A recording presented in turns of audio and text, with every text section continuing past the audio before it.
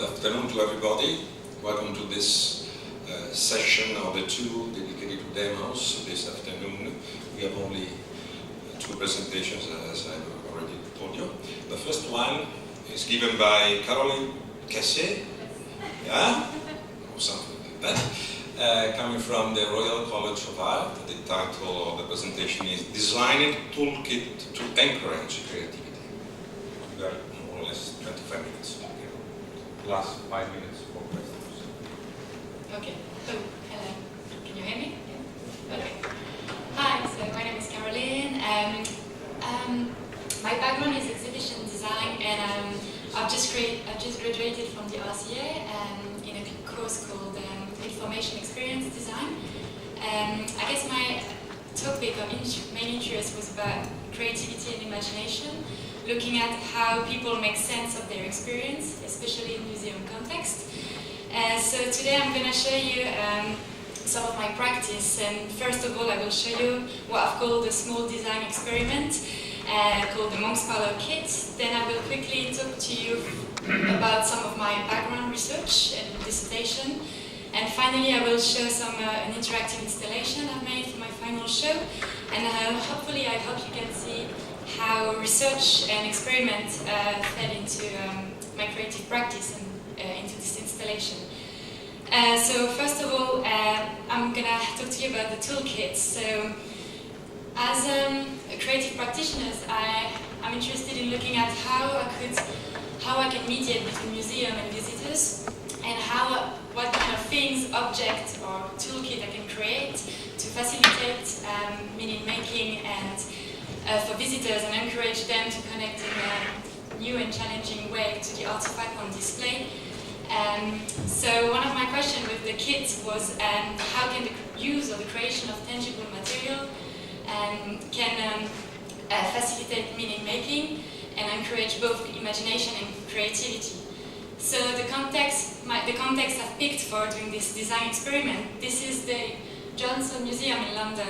It's a very fascinating space. It's the home of the architect Johnson, and I'm very fascinated by this space because the way Johnson used to use the object with his students was very particular and specific, and could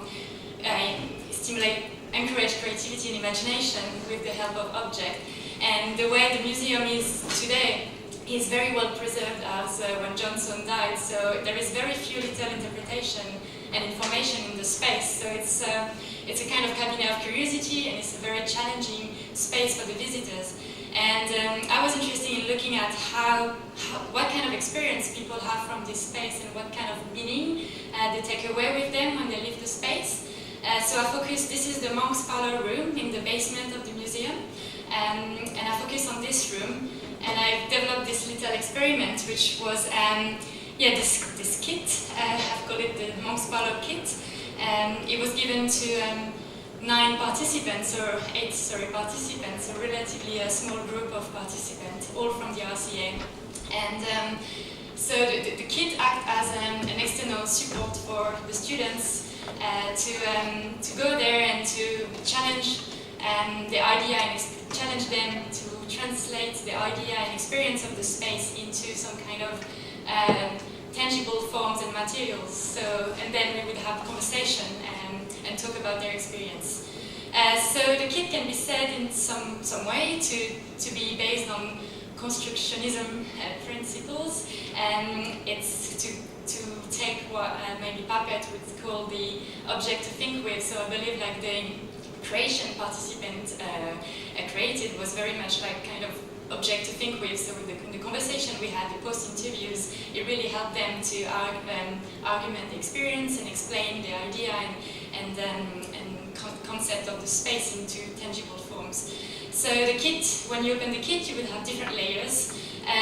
So first of all, you will have this kind of key ring, would give you this narrative and trying to immerse participants in the activities. So we have this little narrative about Johnson, who left for his grand tour in Italy and left you the keys of his house, and you would have to help him to do a few tasks for him. So the first activity of the kit would go from very basics, such as drawing an elevation or a map, to more complex tasks, such as documenting the light in the room. So for this part, this is the on-site part activity. So the participants were asked to draw in a sketchbook that I would have provided with a pencil. And because in the museum, actually, it's very challenging. You can't take any picture. You can't really take anything away with you. It's a lot about as well memory, I guess, and what you remember of the space. So you can only sketch with a pencil. And then so this is some example of the little sketchbook I've collected, and with a very diverse repertoire of visual materials, going from very concrete to more abstract. So on the top was, for example, some of the map elevation of the, a map of the room, and the bottom is documenting the light. So yeah, and then you would go on in the kit, you would have other layers, and then you would have the post-visit activity, which would kind of help the participant to step back from the space, and when they go back home, they would do those activities. So that would really help them to step back from the space in order to make sense a bit more of their experience. So, for example, you had two of those activities was about if you could have taken 3 things away from the space, what would those be? And I provided a little container, and people would put things in it. So here, for example, there was the air, the mirror, and the light, because it's very theatrical, and the mirror is a very strong element of the space. And then you would have a phone board I've provided in the kit, and I asked participants to create those little 3-dimensional interpretation of the space. And they were welcome to to incorporate other elements, other sensory materials. And it was really nice because actually they really took great care of incorporating very nice materials. And in the selection, they were very, they took care of incorporating very nice materials in the choice. And here, this slide shows one participant's progression. So from the kind of map elevation of the space to the 3-dimensional interpretation. So you can see how the structures of the kit kind of channel his creativity or his ideas to the final little outcome. So going from he was obsessed with the painting in the space, and then he talked about the frame as an architectural element and how the light would reflect on the painting. You could not anymore see the painting, and it didn't matter. He was just obsessed with these frames. And then we talked about those 2 little doors that would open to another space in the museum, and this reflects to the space. Actually, they are amazing, those 2 doors that open to another space, a room upstairs in the museums. So yeah, and here he explained how the frame rectangular object become an architectural feature in their own right. The mosaic walls as a collective decoration. The glazing over the painting reflects the light within the space, so really it does not matter what is behind the glass, the detail in the image is lost. So this was in the post-interview, so really those little creations they've made, those tangible materials, it was showing to me and really facilitate the dialogue and the conversation we had about the space.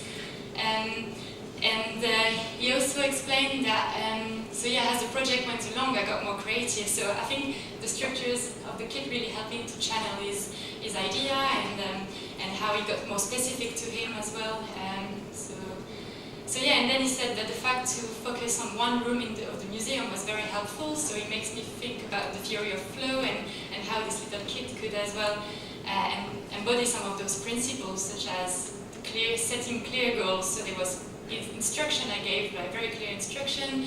I've limited the field of attention to one room, and there was a balance between level versus challenge. So there would be basic tasks towards more complicated and 3-dimensional tasks. There would be a sense of personal control on the activities and some kind of intrinsic motivation as well. As I'm interested in looking at how people make meaning from spaces, I looked as well to study all the data I've collected at the contextual model of learning, which look at the 3 contexts, the personal, the social, cultural, and the physical context, how they intertwine together and overlap over time.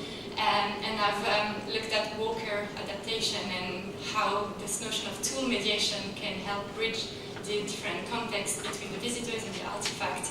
And then quickly I've looked at, to show you how I apply this model, so with the toolkit and how it channels people's meaning or creativity, so how it breaks different. So this one, for example, this girl talked about one of the objects in the room as being very theatrical, so she modeled it, and then she talked about how theatrical it was and how you reflect the quality of the space. Here it's more something about the social cultural context, like in physical aspect of the room as well. She talked about how Johnson used to isolate himself in the space. He actually was kind of depressed as well after his wife died, and he isolated himself. And then this notion of public and private space, because it was the home of the architect, but then became a museum. So anyway, conversation just, it was interesting to see how those materials encourage conversation with them. And then here she was obsessed with this floorboards arrangement, how it would change direction, and then she referred back to a Victoria and Albert Museum exhibition she saw recently about tiles and mosaic and things, so how this would bridge with the personal context of the participants. And finally, so one participant said, yeah, so many things in there. The fact that to go there with a focus was very interesting. It helped you to work out things that mean the most to you. So how this little kid, yeah, that was a small design experiment, but it was interesting to see how it channeled people's creativity for making things. And then briefly, I just want to go on some background research I've done for my dissertation called Interpretive Handling Object for Mediating Experiential Learning in Gallery Setting. I've looked at learning through the perspective of different perspectives. First of all, John Dewey and experiential learning, looking at the value of experiences and what he calls hands-on and minds-on experiences are both variables for learning. And Howard Gardner and his theory of multiple intelligences, and how he argues of different intelligence, more performative, creative, and explorative, sorry. And finally, more like the Piaget views of constructivism, and how the visitors or the learner doesn't add information only to a tabula rasa, but something more he learned while constructing, so it's kind of active learning. And my case study that as well influenced one of the next installation I'm going to show you, it was the object dialogue box. It's a couple of artists that work with museum, not all the time, but sometime, and they create those curiosity boxes with objects.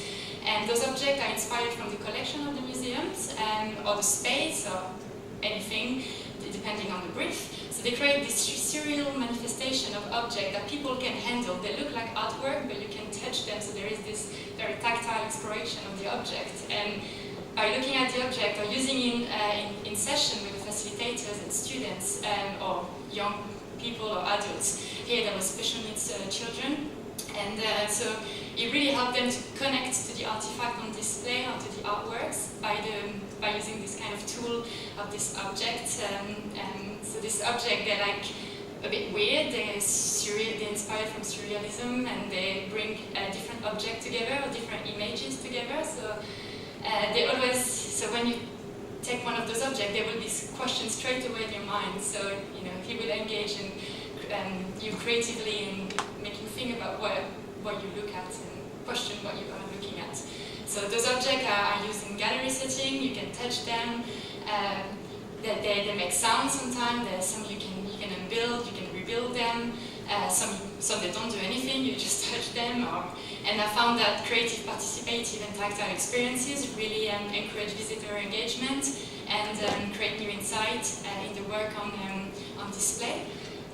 So to go from this little experiment and my background research to my final installation for my degree show, which is called the Exquisite Cabinet. And it's a kind of experimental installation to encourage creative thinking and sharing stories. So I guess it's a bit less on the constructionism side and a bit more on the encouraging creativity, but it was inspired from the little kit I've made with the participants and the Johnson Museum as well. So this is the Exquisite Cabinet. It's a cabinet that will invite you to pick up objects from the drawers and to play around with the objects, so you can touch them, you can, you pick them up. And then by placing them on the top of the cabinet, the screen will trigger an invitation to carry on someone else's story. So I will go in a bit more detail. So that's the 4 curious objects I've created, and they're all inspired from the Monk's Parlour kit, the little experiment I've presented. And they as well inspired by the Johnson Museum. So they all tell a specific story. I can tell you the story of Johnson through those objects, and they all inspired from what I found out from my little kit. So while I was doing the kit with the participants, you also channel my, you channel my meaning, the meaning I was, my meaning making and my creativity, and I think I was very inspired by the creation, and then I've understood a lot about Johnson as well, so I really wanted to create as well, because he was a compulsive collector, and I really wanted to create a collection of objects that, instead of maybe teaching about architecture and text, like Johnson would have had his students for, those little objects would trigger his imagination and creativity. So I've made those objects in response to the little kids. So from participants' interview, I've collected keywords from their little creation and what they were talking to me about their experience in the space. I went on to buy a lot of objects, and then I combined them in new ways, and then I 3D scanned and 3D printed them. So they all are, again, inspired from some of my research with the object dialogue box, my case study. They're inspired from surrealism techniques, so they bring together different images, different objects together. And so you can't really say this is something, but actually it's two things at the same time, and as I 3D printed them, it becomes one whole new object. And for example, the mask, there is one with a hybrid between a mask and a mirror. And from that little experiment, it was because I was inspired from some of the participants talking to me about Johnson as being very self-centered, and then there was as well this reflective quality in the space that they found that was very, very amazing. So I picked the mirror up, and then there was this idea of theatricality of the space, and this idea of Johnson being bipolar and hiding his expression behind a mask, like he would be very, very depressed, but he wouldn't show it in public, for example. Anyway, so that's just like how in my process I went to buy objects and I combined them, and then I 3D print them, and then they were displaying these drawers. But here in the show, they worked as not as telling the story of Johnson, but just as independent kind of creative stimulus for people. So how it works, so yeah, you picked an object and it works with RFID tags, so there is one arm tag in each object, so he keeps the thread of the stories, and then it works as, I don't know if you're familiar with the Exquisite Corpse. It's a surrealist game, so again I'm very inspired by surrealist theory, techniques and methods. And the Exquisite Corpse, cadavre exquis in French, it was invented in the 20s by André Breton. And it can work with text, writings or drawings, and you start a story if you write. So you start writing a story, you fold down the paper, and someone else will carry on the story by just saying one word.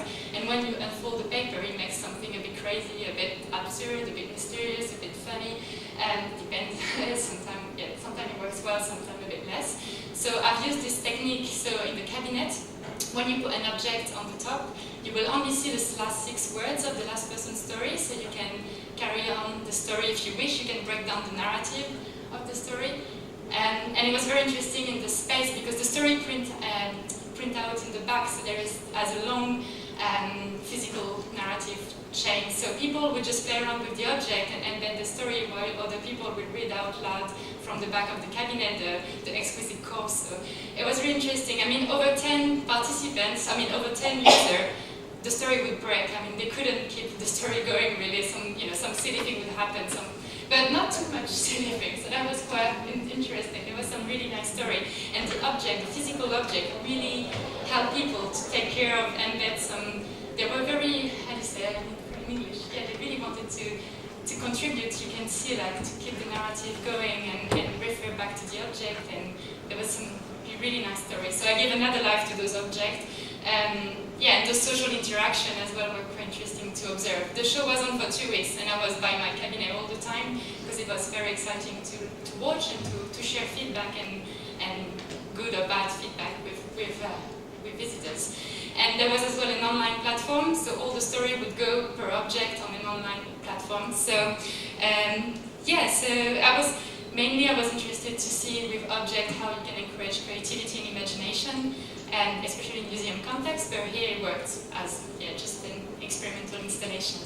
And creativity is very important, I think, because it promotes personal value, it acts as a source of fulfillment and pleasure and inspiration for the individual. And yes, so it's quite important. And as James Bradburn, like one museum director, artist that I really like, he talked about creativity as seeing the world as other, imagining the world as other than it is, so it's very important to always challenge this.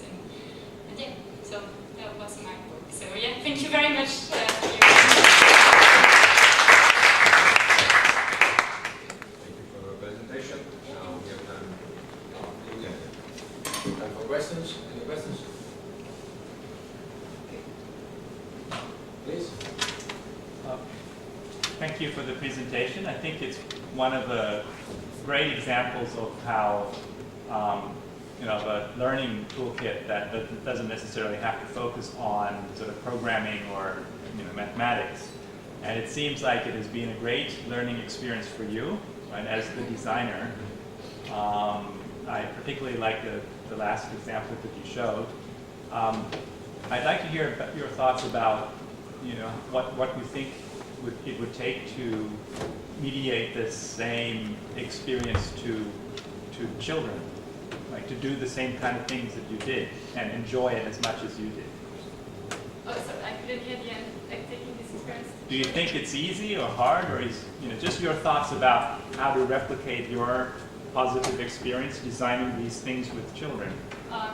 Oh well, because yeah, with the experiment that was mainly with students, but like my age or like grown up, I guess. But my case study with the objects and in the museum, there was a lot. The problem is actually today they use it a lot with children, and it works amazing and good, and it's just very much harder to get adult imagination going. Like I did a lot of case studies in museums with their handling collection, with their object, and they really face this problem of like the adults get people's imagination, adults' imagination engaged with object. They're just gonna take the object and after like a minute they're gonna be, I don't know what to do, where does it come from, what is this? They don't really allow them to go about the object, they just really want to know what's the title, where does it come from, what is this I'm looking at.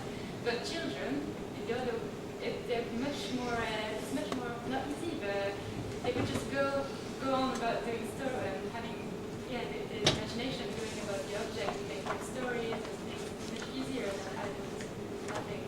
So that's why I was so interested to look at more adult. And in the installation with the exquisite cabinet, I had both. I had a lot of students and adult, but I had children as well, and it was quite, nice balance. And I was quite pleased that adults as well enjoyed and could let their creativity and imagination going a bit with the object.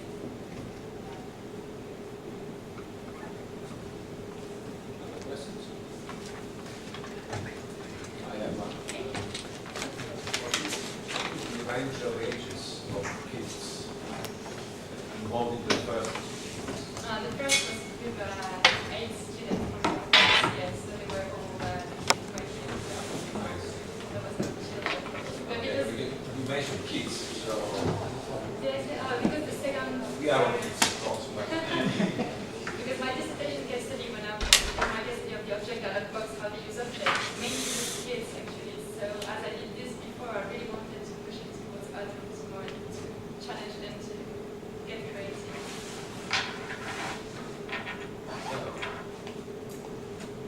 any other? So, yes. I haven't thought of this before, but the Exquisite Corpse is sort of the original remix, where someone takes a topic and then they add to it, and maybe they take one topic and branch it in different directions. Do you have a collection in the end of all of the different... story? Yeah, all the different stories that were Yeah, for each created. object I have a long scroll of story because it was printed out as well, and I have it on my iPad, on my tablet in the software. And were they always linear, or would you take one start and have multiple people branch from that same start? I just started with a sentence, and then I left it for the whole time of the show, and people would just carry on the story, and then I didn't touch because it was just growing by itself. And sometimes some silly thing happens, so it's very interesting. And sometimes people broke the object, which was totally fine because I wasn't there to touch it and break it. So it's really printed and really printed again. And it was interesting to see how it influenced the conversation. Like when they broke the object, it was like, oh my god, and then they just embed, like you could see how it affected their stories. But over 10 users after each other, the story wouldn't go linear. After 10, it would just break down again. But at least it's cool stuff. Okay, thank you Thank you very again. much.